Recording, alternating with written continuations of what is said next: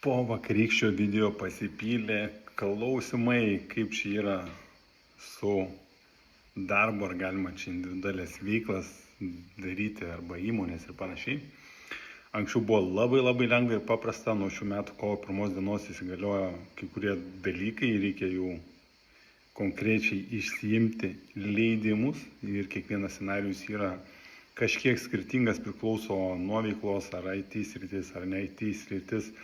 Bet maždaug procesas yra toks. Pirmiausia, jums reikia susitvarkyti leidimą dirbti, po to leidimą gyventi. Visa tai užtrunka apie mėnesį laiko. Gali ilgiau užtrukti, bet pagreitintas variantas mėnuo laiko.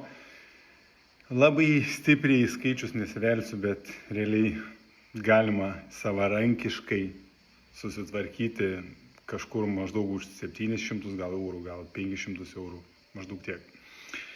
Ir aišku, yra žmonės, kurie teikia šitas paslaugas.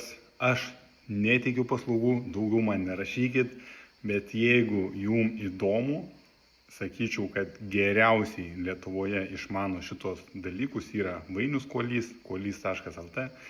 Ten gausit visą kontaktinę informaciją ir jeigu jūs domina, tiesiog man neberašykit, kreipkitės į jį, nes jis teikia šitas paslaugas.